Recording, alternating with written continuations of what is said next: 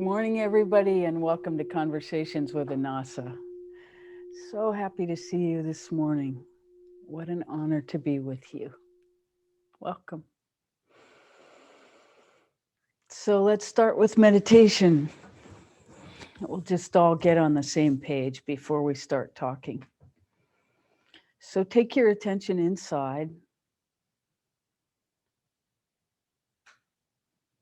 and feel into the space below your body where your energetic field touches the earth. This is an energy center. Breathe into this center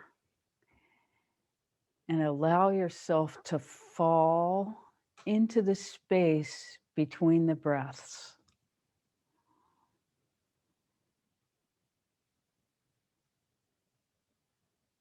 As you explore this energy center.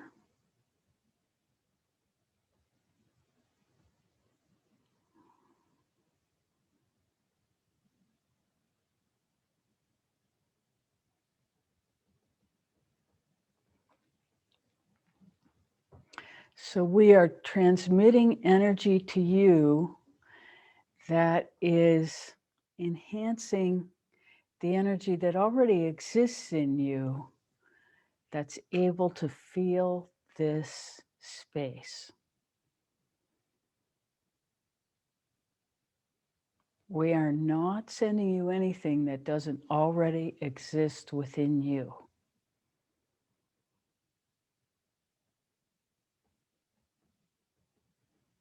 So breathe into this space and feel between the breaths where your energy touches the earth.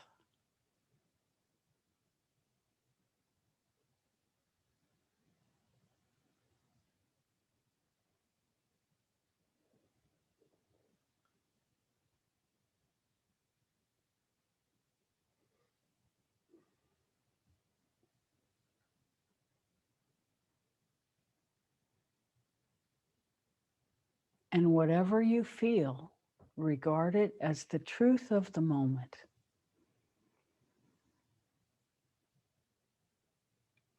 Anything that wants to say, I can't feel, you just put to the side this is matrix of belief. Allow that to wash away. You can feel. It may take a little time, but you can feel.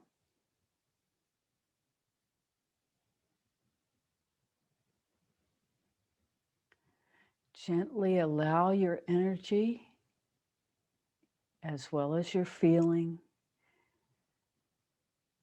to rise up to the tip of your tailbone. Breathe into that space between the breaths at the tip of your tailbone and allow your inner experience of it to expand. And you may feel contraction. This is totally fine. And the way the system works, it is about expansion and contraction. So you may find either, and it's inappropriate to judge one as good and the other as bad. They just are. And we want to expand our ability to feel and eventually participate in these energetic centers. So this is what we mean when we talk about expanded awareness. It doesn't mean going out. It means going in.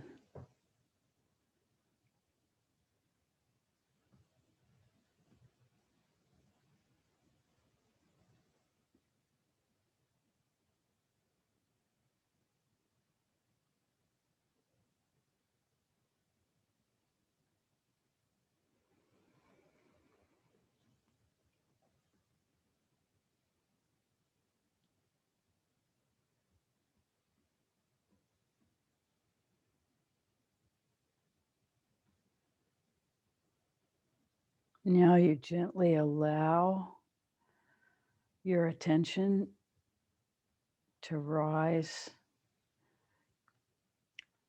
to your belly button and just below.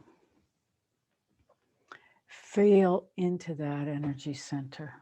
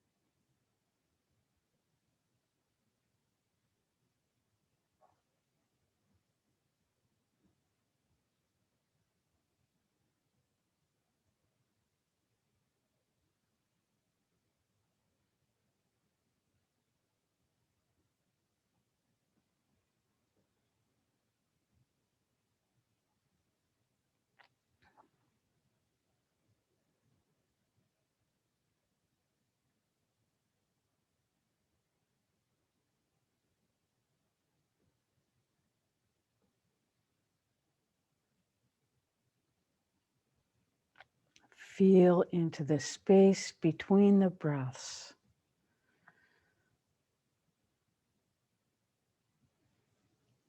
Around your belly button.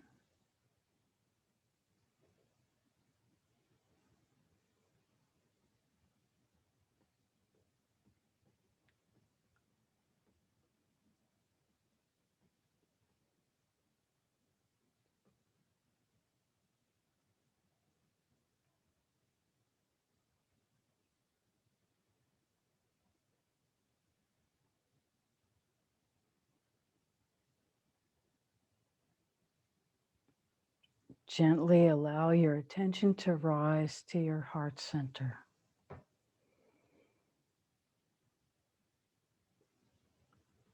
If it stops at the solar plexus, pay attention there. Breathe into your solar plexus just below your rib cage.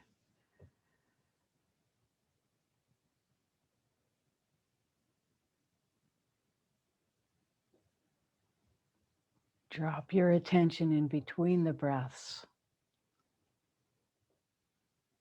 both between the inhale and the exhale, and between the exhale and the inhale.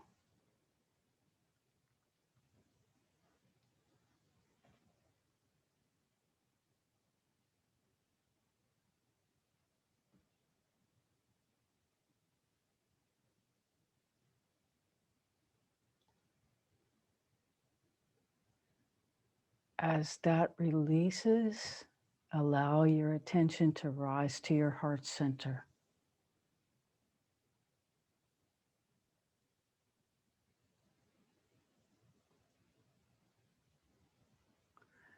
Breathe into that center and feel into the space between the breaths.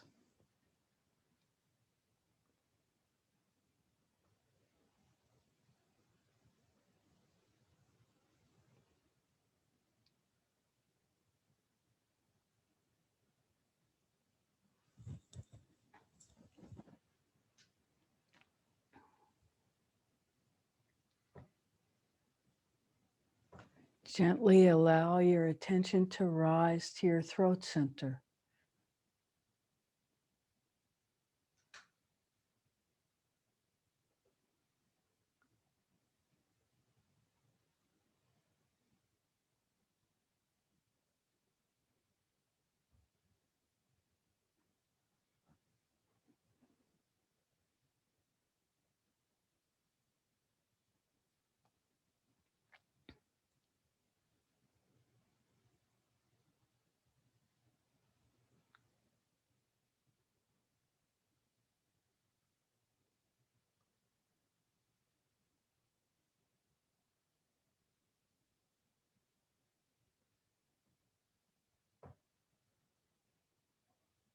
Breathe into the space between the breaths.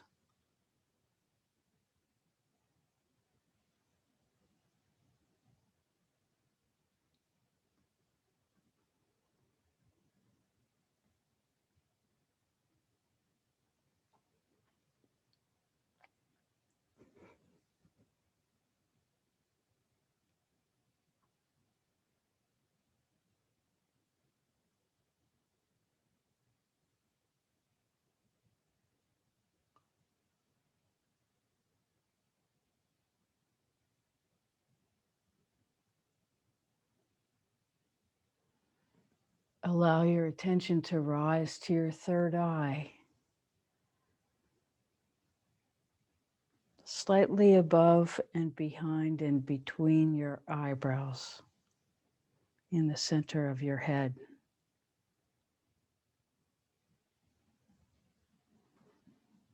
Breathe into that space.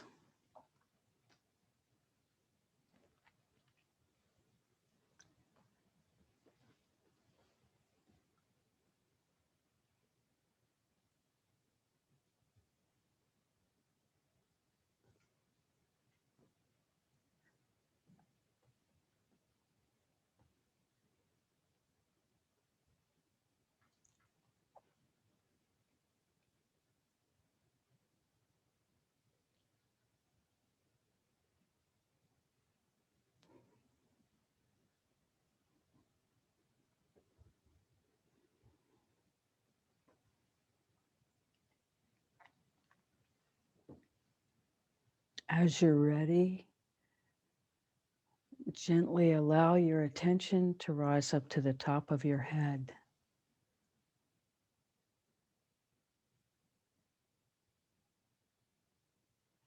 Feel the entire top of your head open like a huge flower.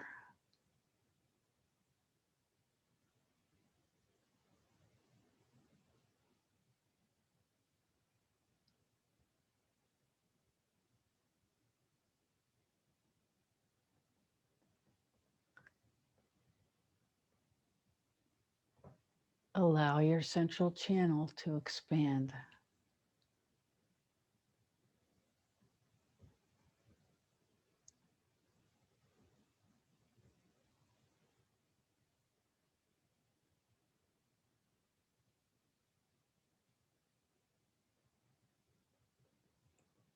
Breathe into the center and hold your attention between your breaths.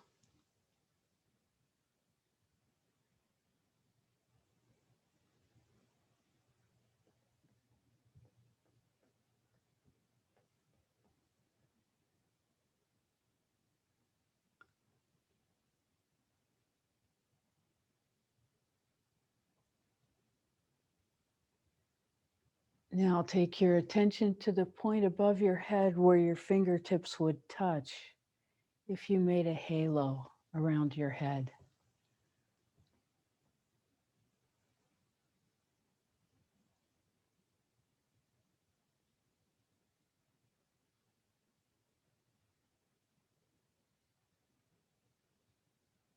Breathe into that center.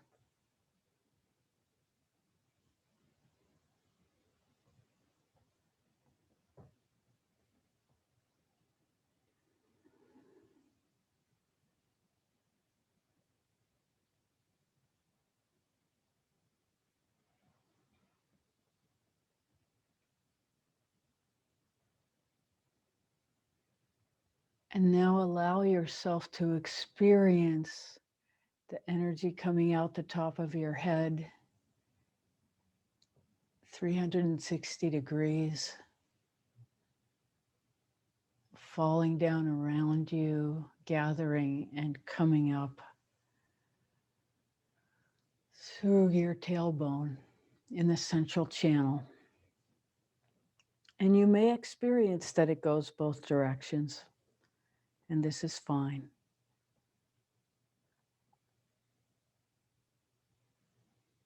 Allow yourself to be in that experience with your breath.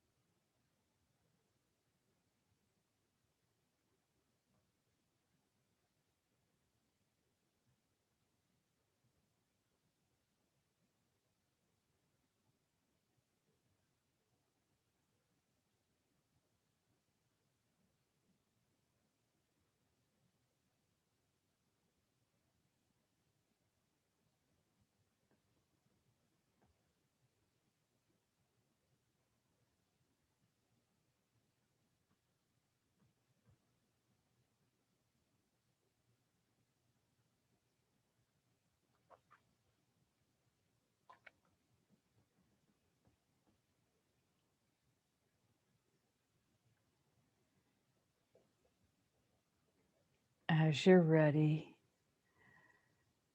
gently allow your attention to come to this experience where we will engage in questions and answers.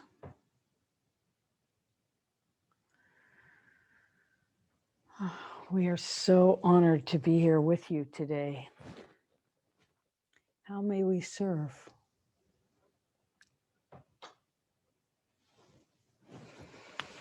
Welcome.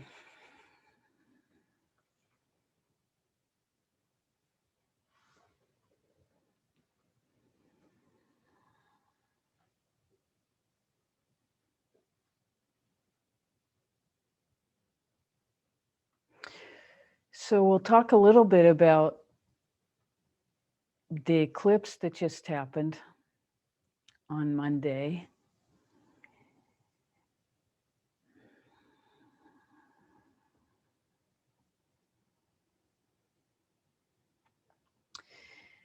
And interestingly, from an astrological perspective, I'm getting a little feedback. Is that? From an astrological perspective, it's eclipses are considered to be negative. Something, some global experience generally follows an eclipse, and it usually happens in the path of the eclipse.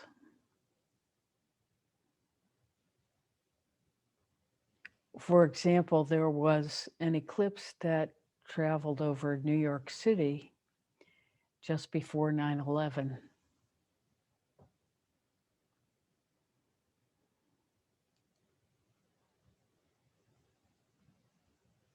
However, it's our experience that when eclipses happen in the internal world, there can be upheaval that allows for deep revelation, deep self-revelation.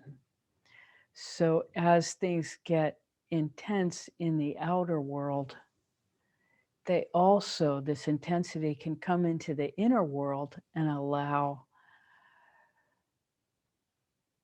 although painful, which most internal changes are, great revelation. Deeper parts of the self can be accessed when the energies become more intense on the outside. So as we do our inner work, we can take this intensity into ourselves and birth a new level of experience.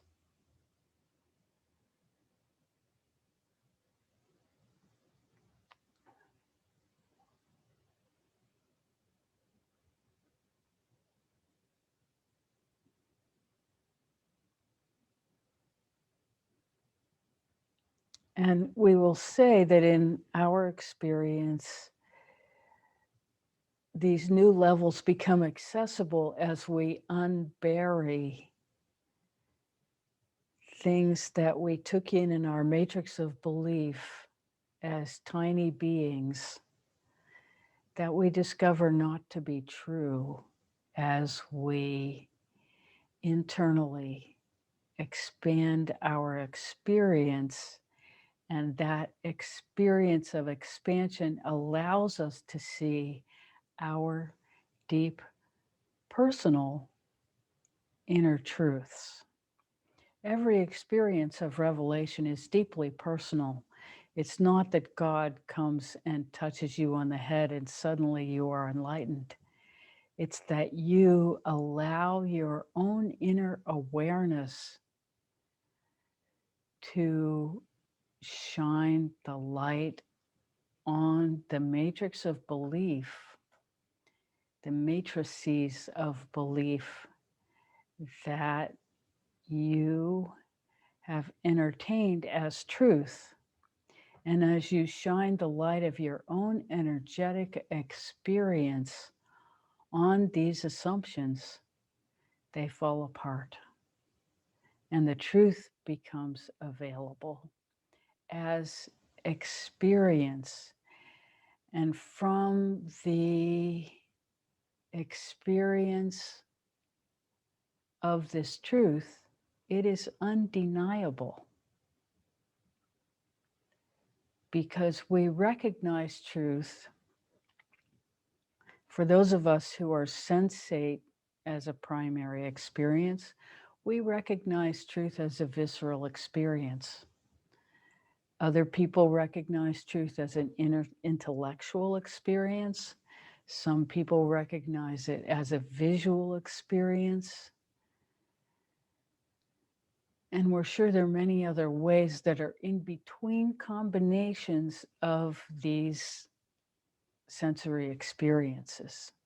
So however it is that truth appears to you, do not be limited by our words or descriptions, but allow yourself to embrace that reality as your experience.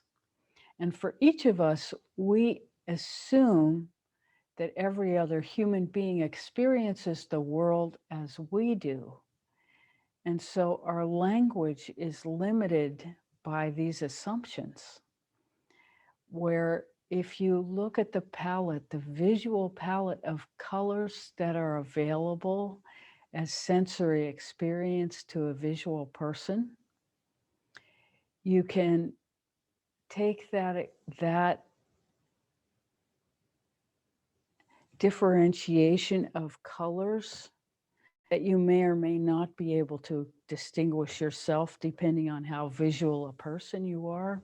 You can take that palette and expand the awareness that that creates of color into every possible sensation that a human being has, and understand that different people have different combinations of these sensations, and that's how they experience life.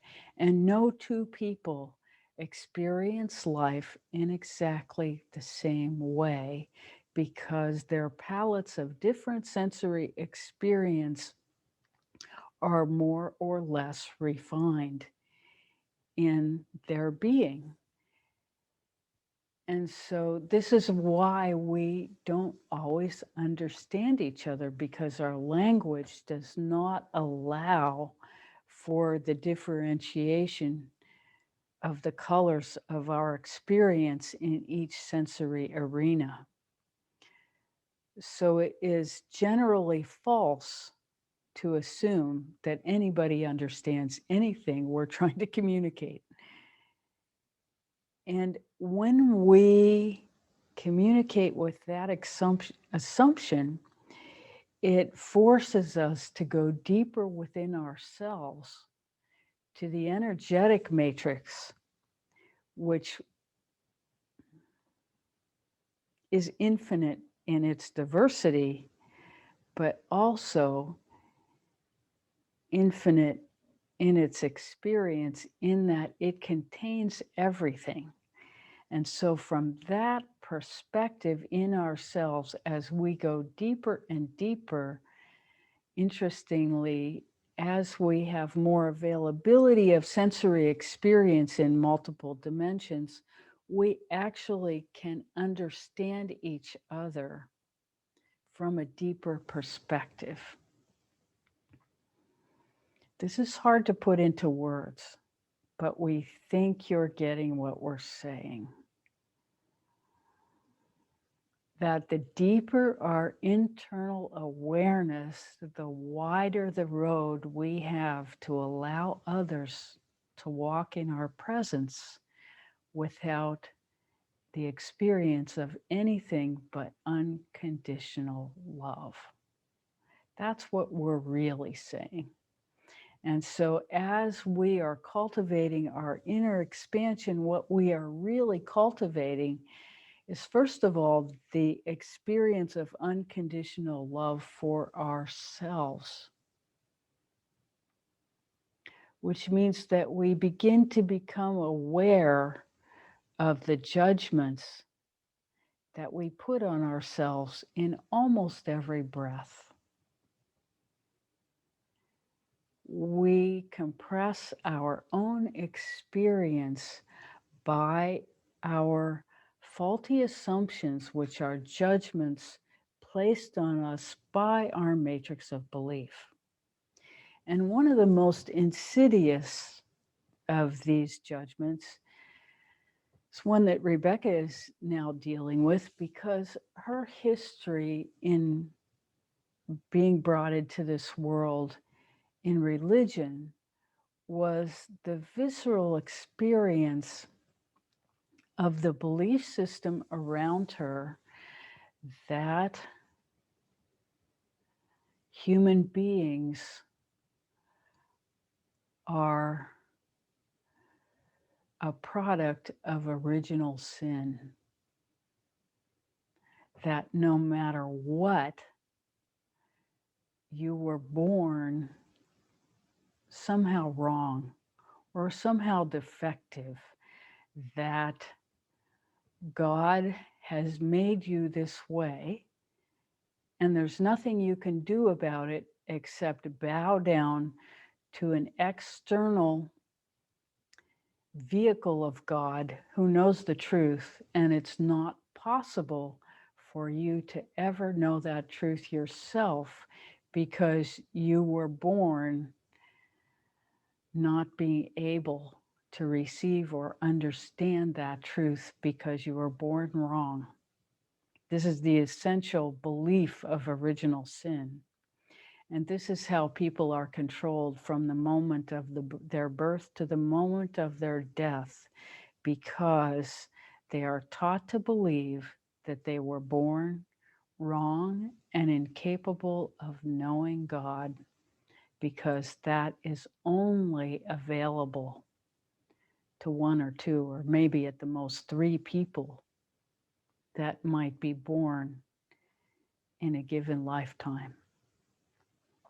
And so this belief creates an internal separation within us, and it permeates our culture.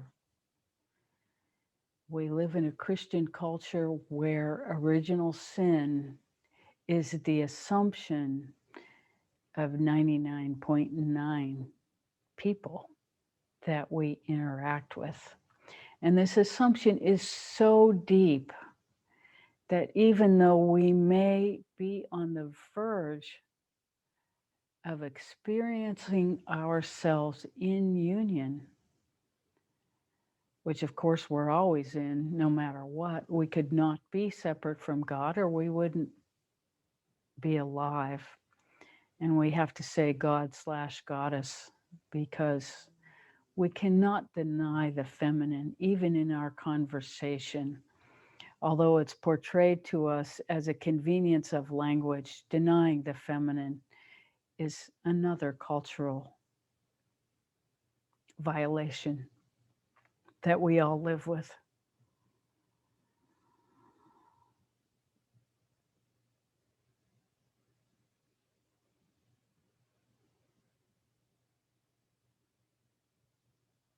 That's another deep one for Rebecca, so we're just recalibrating.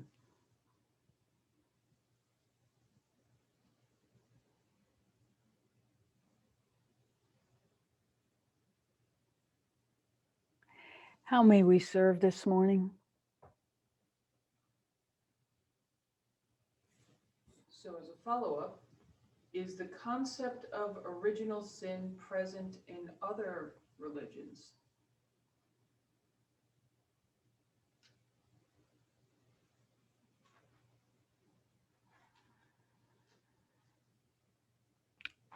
We suspect yes, but we don't, we're not there in this moment. We're here. And this is an important uh,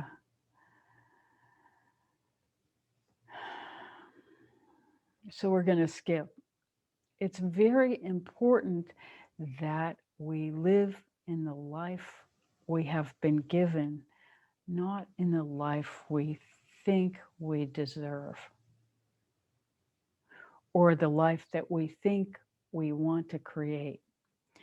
Now, we're going to take away that the life we think we want to create, because that's a whole different conversation. But when we come to our inner work, it's very important that we accept our own 0 point of the moment. For example,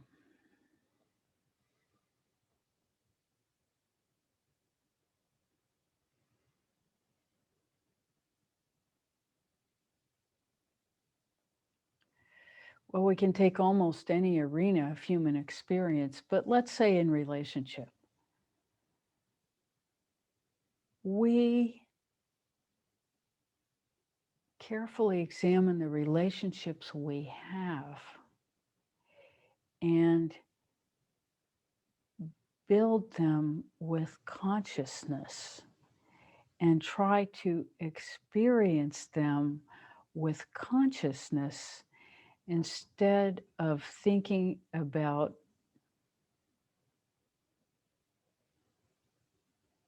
what we really desire.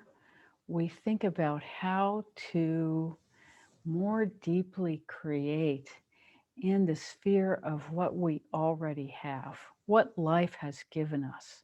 Because when we understand that what life gives us is directly related to our understanding of our own blueprint,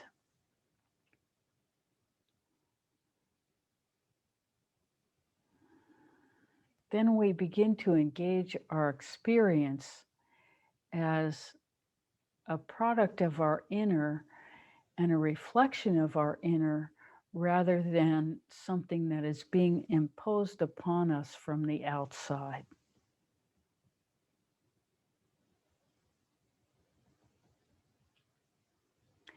We see the world the way we are.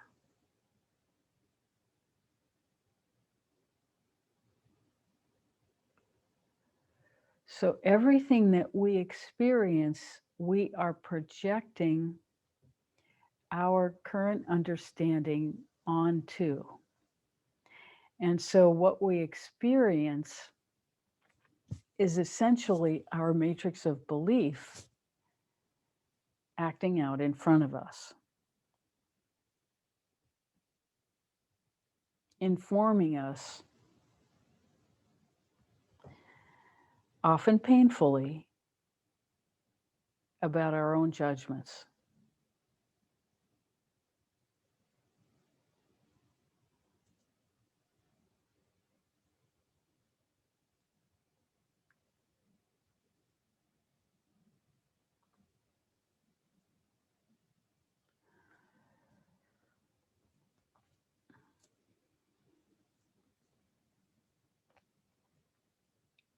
And we all do this. We think, oh my God, original sin, it's horrible.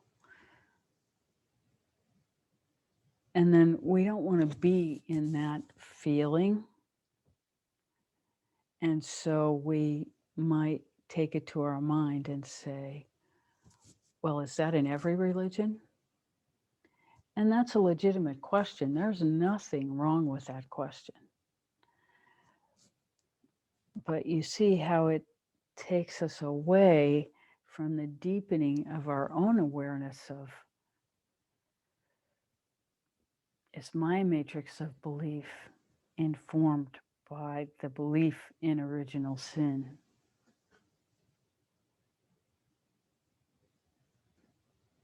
And then we feel into ourselves, is there a place that we have designated as, there are all kinds of words for it, unclean, dirty, impure,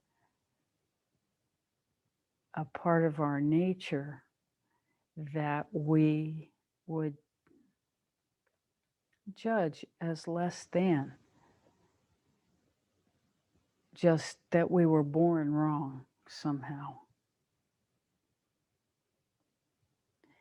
And it is in the denial of these parts of ourselves rather than the exploration, but the denial of,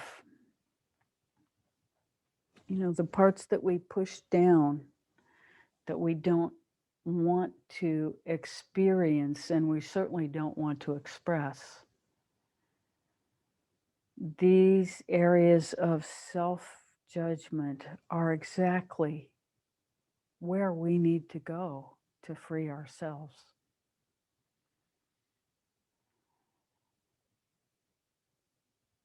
It is in our judging any part of ourselves as, the word that's coming is perverse.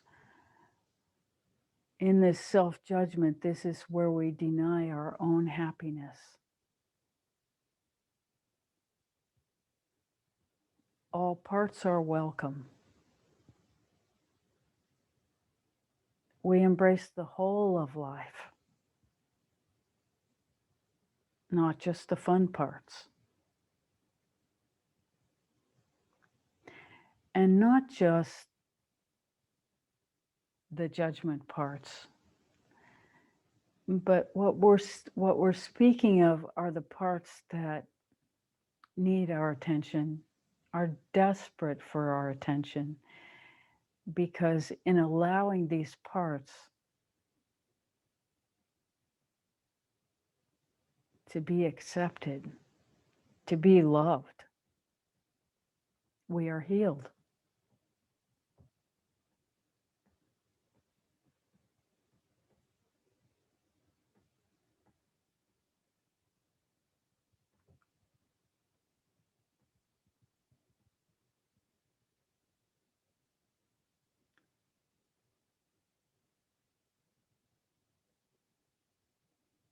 So bringing into the light the idea of original sin is very important for each one of us,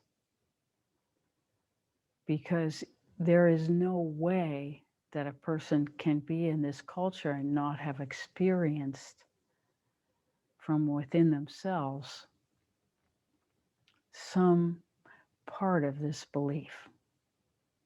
And so when we bring it out, call it out, and begin to allow it to release itself within us, as all parts are welcome. And we want to speak to this in a little different way than we ever have before, because when we do these releases, we want to reach back through our lineage and try to release all the way to the first distortion. With these matrices of belief, if we can reach back throughout time and space, remember that time doesn't exist, right? So we can ride that wave of our lineage and ask to release a pattern from the absolute first distortion of that pattern. And so we feel into the timeline, our ancestral timeline, and we reach for that first distortion and we breathe into it.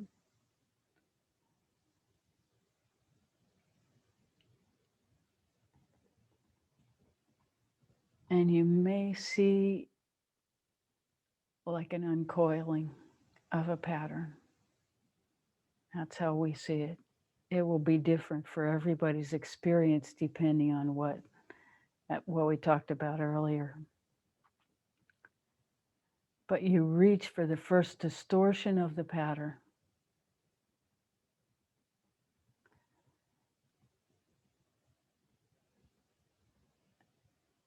And a perfect place to do this is in the Annassa temple if you're not with us.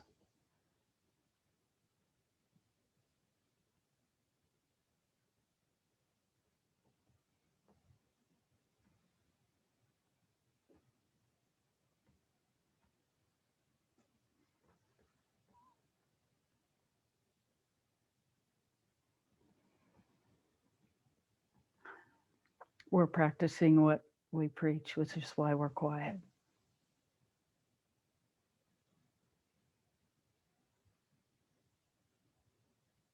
How may we serve further?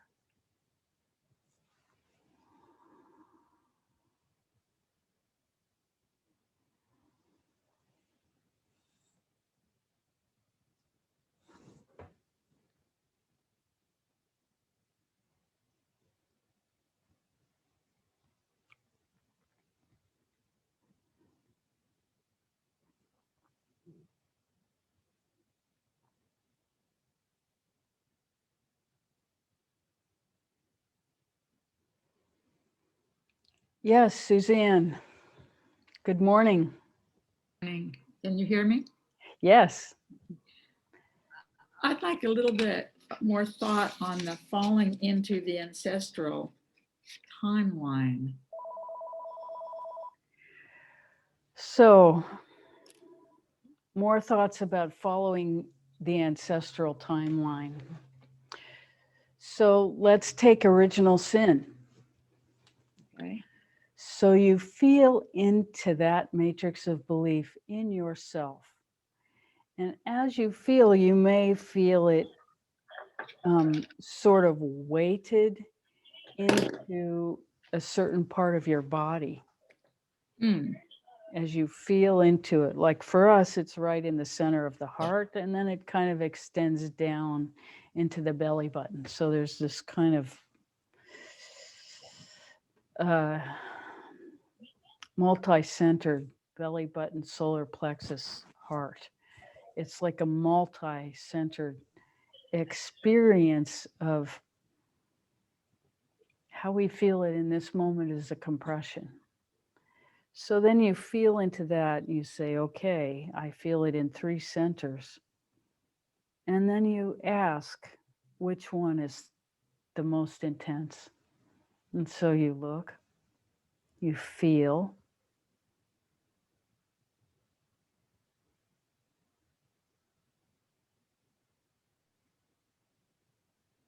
and it comes interestingly to the belly button, just below the belly button. It's a core belief. So then you take your attention to that energy center and you ask to extend your awareness from that energy center into the first distortion.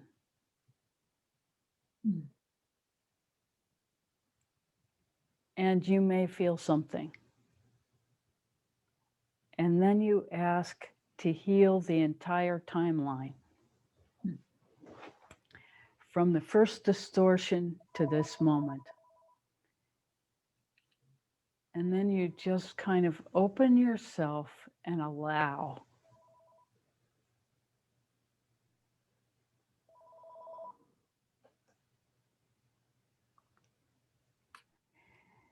And different ones will experience this through different sensory experience depending on what your primary mode of experience is.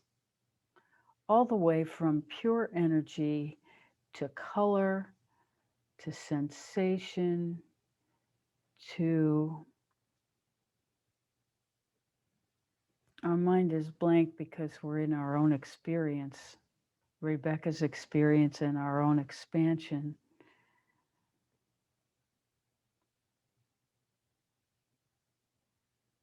And we depend on her vocabulary. So that first distortion will heal. And once you set the process in motion, it has its own timeline of expression. And so then you can just allow it to proceed, knowing that you will come back and check on this matrix of belief, because a matrix of belief of this magnitude may require more than one uh, one distortion removal request. So you want to take your attention to it more than once. And it will do, as we have experience with many, many of our patterns that are in layers, we tend to go in a spiral process of uncovering the layers. And so what you are able to accomplish in one session of distortion removal may and likely will come back at another time for a deeper layer of distortion removal. And so when these things happen and we feel like, oh, I already did this work, why is it back? I failed. That is, again, matrix of belief, judging our experience when in reality what has happened is we have completed a cycle and we are now in a deeper cycle of revelation. Because understand, inner work is endless. We will be doing it. We will be doing it. And so the idea that when a pattern returns, that that's somehow failure, this is again matrix of belief, judging our experience as wrong when it's only experience. And so we can use these experiences, seeing the judgment as the work itself is to release ourselves from these patterns of judgment. And so we can see how insidious matrix of belief is when we fail, is the operative word, to live up to our own expectation. And our expectation is always our matrix of belief. And so it's very important that we examine the expectation with the perspective that any judgment is coming out of matrix of belief. And the underlying matrix of belief is without that judgment, we would be uncontrollable, and therefore, you know, we've all been led to believe that uncontrollable is some kind of insanity or something outside the norm. And this is another matrix of belief. As we become more whole and more free within ourselves, what we become is authentic. And in a certain way, we are socially uncontrollable. We'll take that back. It's not socially uncontrollable. We are uncontrollable because of our authenticity, which allows us a deeper experience of what we are as human beings, and we actually become more and more unconditional love, which begins inside us. Nothing from the outside can come and bequeath on us unconditional love. That's not how it happens. We become unconditional love as we accept ourselves. As we understand that original sin is mythology, meant to control us. So we are actually growing up into our authenticity.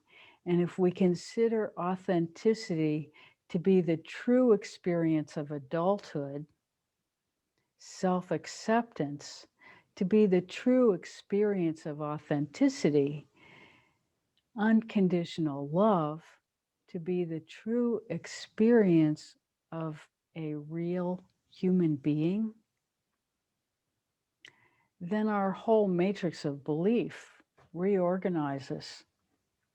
And we can begin to think in terms of original distortion and healing that, because none of us can be truly healed without healing our entire lineage. Because unconditional love has to go all the way back And then it automatically goes all the way forward. We don't have to worry about the forward. We have to worry about the back. Not worry, worry's the wrong word. Healing ourselves is the potential to heal everything that our being has ever touched. We are talking about the reality of becoming unconditional love. No one aspires to this because we all believe it's impossible because we're original sinners. And so you can uncover this matrix of belief in yourself by examining the possibility of becoming unconditional love. And if that feels impossible, you believe in original sin. Does this make any sense? Yes, and this is very helpful for me. First, I want to say an original sin was I'm sorry, there's going to be a sound there for me. Okay. Original sin wasn't really something that concept wasn't something that I experienced, but self-judgment was a big concept. And that's one of the things that I have struggled with. And so this was extremely helpful. I really, really appreciate it. So original sin and self-judgment are not different. That's what I understand, just because Yes. of what you said. Yes. And so you can look at any self-judgment as a trail into yourself, into a deeper part of yourself to be healed. And as you embrace these difficult parts and love them unconditionally, so that you're allowed to see. And, you might see all kinds of weird stuff that has no context, that's from other lifetimes. It doesn't matter. You don't want to get lost in all that. You just want to heal the pattern to the original distortion. And whatever you see, feel, experience in the process of that healing, which can be kaleidoscopically very distracting depending on what your own sensory experience is. That is irrelevant. That's just the healing taking place. And so you allow everything to heal from the first distortion. And then something different will happen. Thank you. You are so welcome. Thank you for the question. How may we serve further? Yes.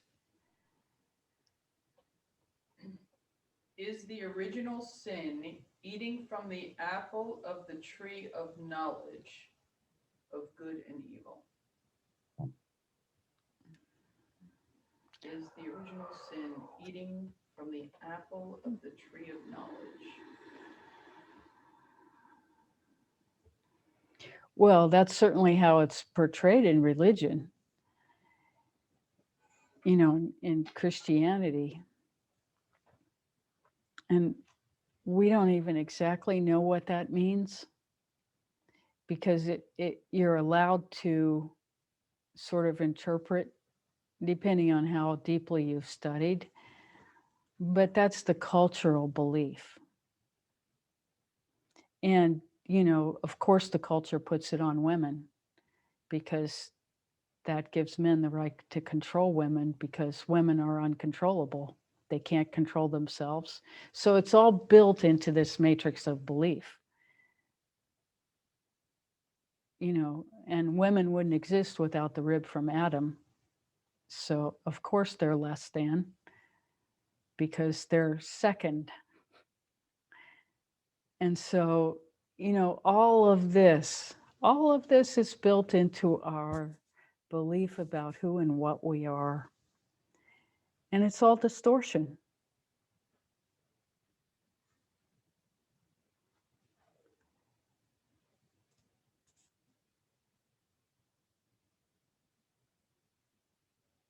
The difference between male and female is like the opening for the plug and the plug going in. There is no judgment. They're just like, they're just two different parts of the socket in the wall. You can look at it like that. It's not, gender isn't that big a deal. But we have a lot of attachments to the ideas of what appropriate gender looks like. And fortunately, our culture is challenging all of those because they're just matrix of belief. They have nothing to do with authenticity.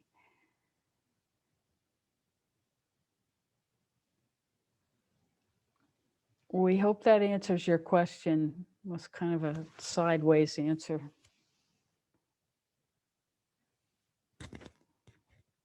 Would you speak more, please, about adulthood and what it means to be an adult?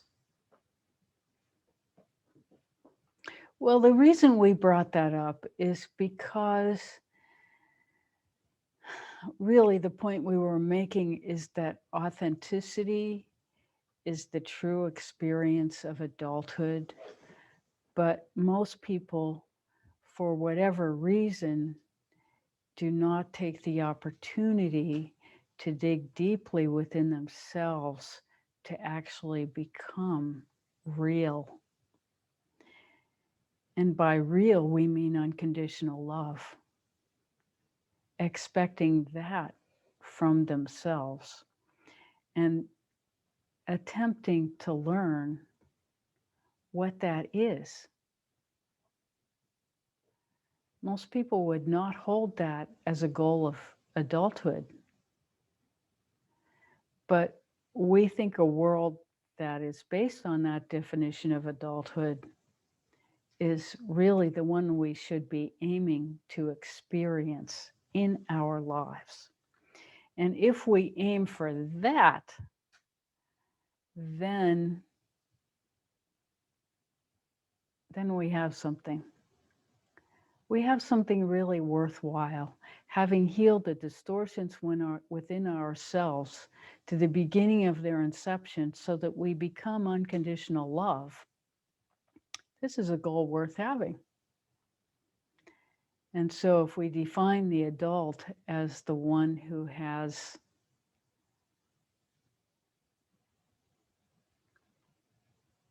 and we'll say it like this, the recurrent experience of unconditional love until it becomes the ground of our being. Because for a long time, we come in and out of that room of experience in ourselves. We have a taste of it, and then it pulls us back to what's real. And then we have another taste of it until we get pulled so much that our fundamental being shifts to wanting to be that rather than just running in and out of the room of the experience.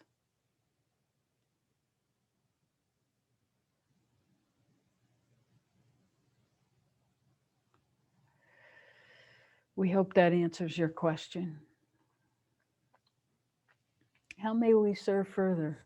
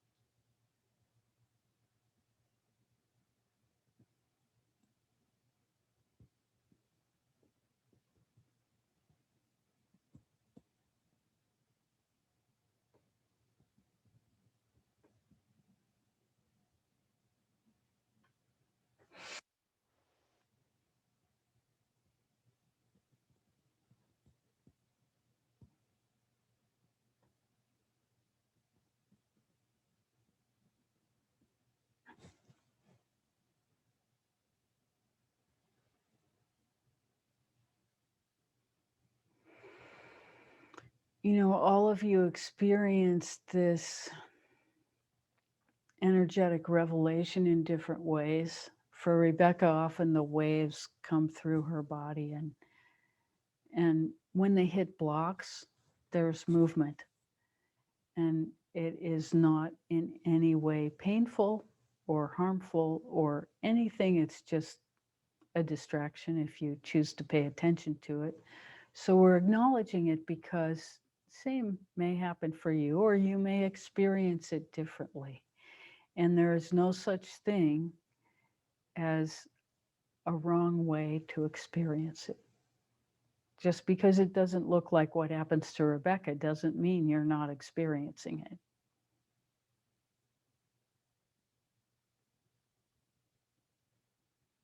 And if you go flying around the room, well, that's just the way it is for your experience. And everything in between, including the experience that you think you're not having any experience. Judgment is not appropriate in this arena. There is no wrong experience in any of the permutations of the bell curve. It's all exactly what's right for you in this moment. And when you begin to look at your whole life as that,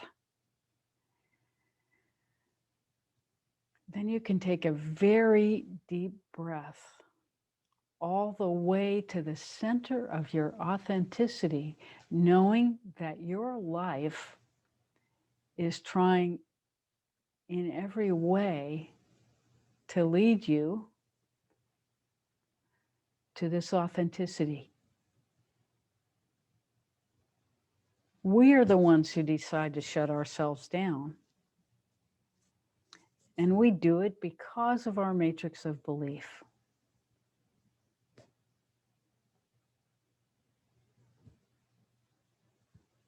Every time.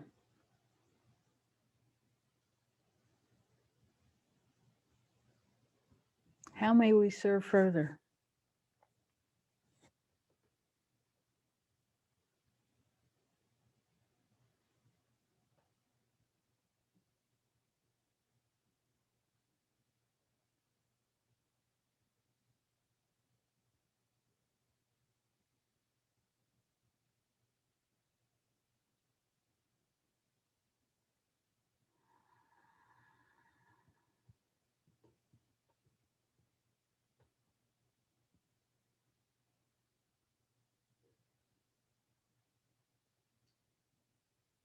Andrew?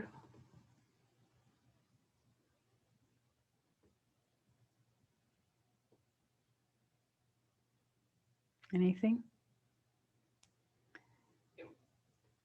What's coming up for me is I guess having been raised Catholic, is the constant talk about original sin and the weight of the feelings of guilt historically that came with that. And so what's coming up for me is, how do we stay in the joy, and especially the childlike joy? Like and why do we keep ourselves from it? Or maybe me, I should say, why do I keep myself from it? And if, so finding the joy, and this is, I don't know if there's a question in there, but it's coming up for me of how do we overcome the weight of what's around us and find the joy.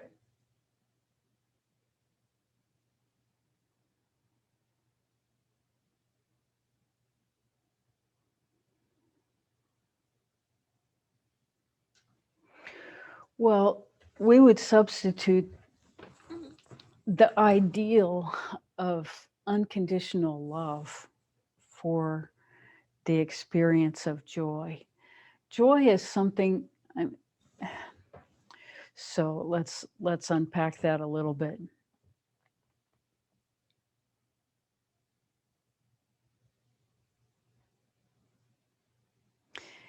Unconditional love has a quality of pure expansion about it. Joy is a state that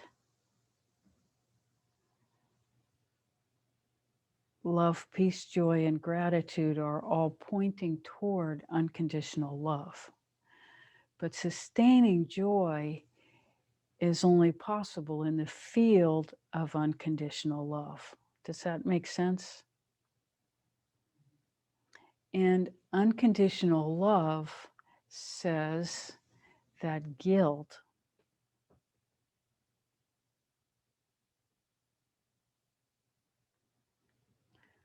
so let's feel into guilt.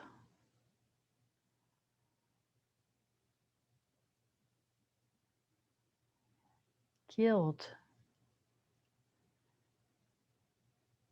is exactly the experience of original sin. Because with guilt, you did it. There's nothing you can do. You did it. You can't undo it. You're guilty. You're not innocent. That makes innocence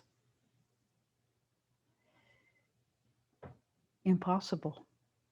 If you're guilty, you're either black or white. You're guilty or you're innocent. And so guilt is like the most extreme judgmental state to make us condemn ourselves forever, because you can't undo guilt except with unconditional love, because it is by its nature unconditional. And when it's unconditional, then guilt can no longer hold. Guilt is not real in the unconditional. It's only in the conditional where guilt can survive. So allowing ourselves to heal from the judgment that would have us forever guilty. And what comes up as you begin to allow the guilt to dissipate, it's like, oh my God, no, then I won't be able to control myself, and I'll do all these things that only the guilt keeps me from doing. So then one must examine, well, what are the things that guilt keeps me from doing? Is that matrix of belief real? Is it guilt that keeps me from murdering someone I might be mad at? And so you feel inside yourself, what keeps me from doing that? And what keeps you from doing that is love. You know, why would you ever do that? It's not a possibility in your being to harm another intentionally. It's just not a possibility.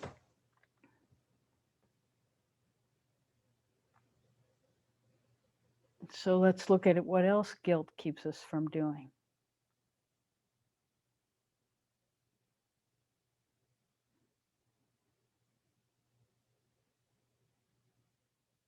So we go into Rebecca's, keeps her from eating everything except the furniture. Well, does it really? No. No, guilt doesn't do anything. Guilt makes her feel bad if she doesn't do something, eat the right things at the right time. But is that helpful?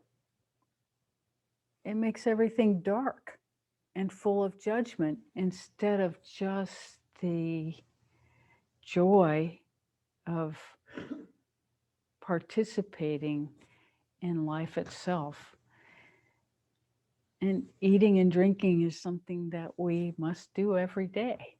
So you see how everything gets tied up into this judgment of ourselves, and why we need to go back to the original distortion and heal it all throughout time to really put it to rest in us. And then joy, unconditional love become the default, because that's what's underneath the guilt that we think is holding us in place. Does that make any sense? Mm-hmm. So all of these things are triggers to keep us in self-judgment. And as we are in self-judgment, we are much easier to control from the outside.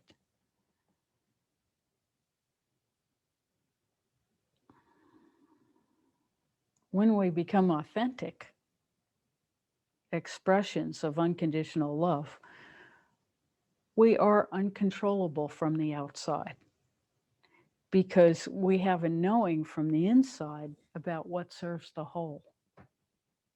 And what serves us and what serves the whole become the same.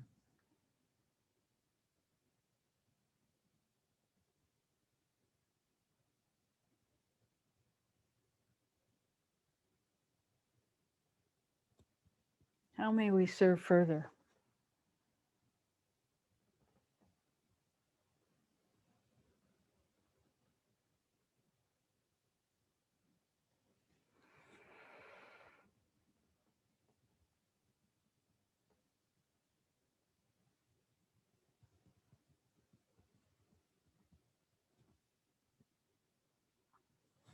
Okay, so let's get ready for our second meditation.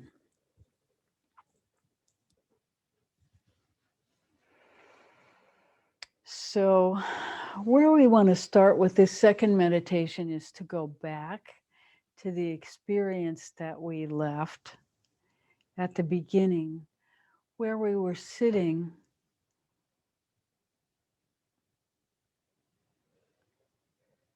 in the awareness of our central channel and the energy coming out the top of our head, renewing itself and coming up the central channel.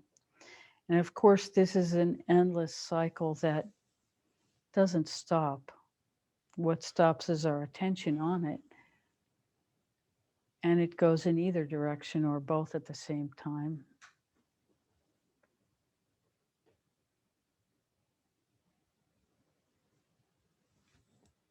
And so we start by going back to that experience.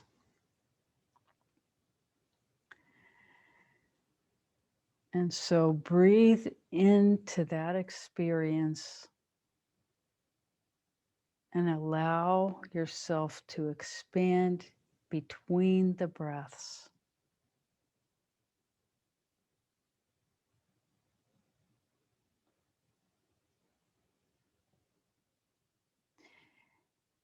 And we begin to re-identify ourselves with the energy itself, because we are at our core energetic beings.